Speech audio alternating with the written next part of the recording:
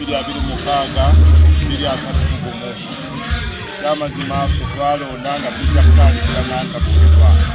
Njagala okutwala omusajja okusiima n'okwebaza abantu b'ennantabuulirwa batukoze obulungi obutagambika okwaniriza okw'ekitiibwa essanyu ery'amaanyi era nga batulaga kyakalulu tukasuubidde era bagenda katuwa.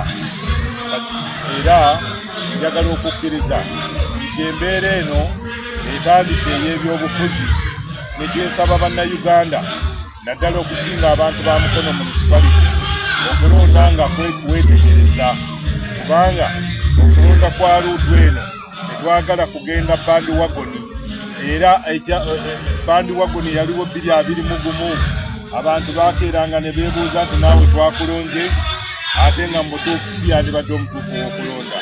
Abakulembeze beetaaga okwetegereza nga balondebwa kubanga baba bakwata obuyinza bw'abantu.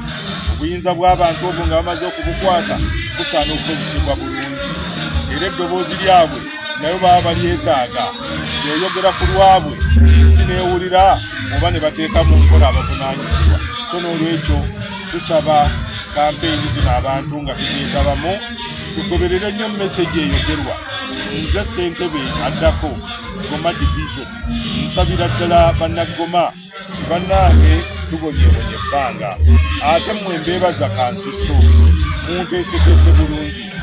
Nze mbadde kansala ajiikirira omuluka gw'Esseekanyenje ku lukiiko lwa disitulikiti omukulu, era nga ntwala akakiiko ak'ekikula ky'abantu n'enkulaakulana yaabwe.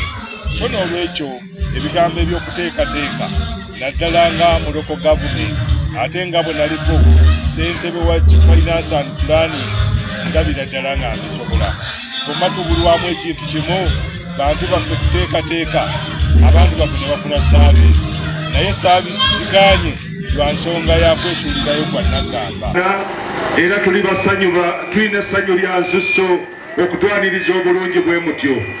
Basebo ne banyabo, olwaleero tutongoza kampeyini zaffe ezitutwala mu bukulembeze 2026. Ali mu maaso gammwe nze Haji Lukumani Seggayi abadde district councillor owa Sseetanyenje, ate mu kiseera kino nga njayaana n'okubasaba munkwatireko mu lugendo luno oluwanvu lwe twagala okuyitamu okwenunula ng'eggombolola yaffe oba divisioni okusandika okubanga nayo erabikirako ku mutindo. Basebo ne bannyabo, ng'ennaku z'omwezi 4 ngenda kubanga nnondebwa okuba ssentebe bwa Goma division.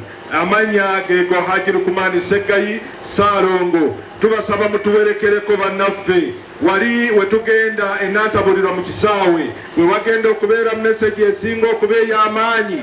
Mujje mumanye eggombolola yaffe gyevudde, mujje mumanye wewe tuli ne we twagala okulaga. Abaali batwegomba batuyisa dda ate nga kati ffe tubeegomba twagala okuddayo ku mutindo. Abantu b'ebuwanyi tubakubiriza nti okulonda kw'omulundi guno tubeetaaga okuba nga mwetegereza nga mulonda omuntu gwe mwagala, nga mulonda omuntu gwe mmaze okukakasa yoyo omukulembeze agenda okubakulembera 2026. Ssaabasajja Kabaka.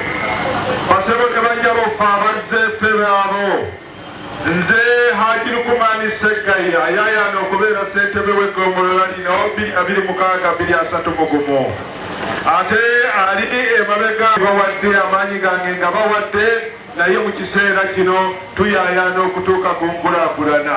Njagala okubasiima abantu ba Goma, mutukutte bulungi mu bukulembeze ne tugenda ne tusobola okulaba ebintu bingi ebyokulabirako nga tusobola okubituukako nga Mukono municipality, naye ng'obukulembeze obuli ku ntikko. Palamenti mukimanyi yetematema keeki y'eggwanga.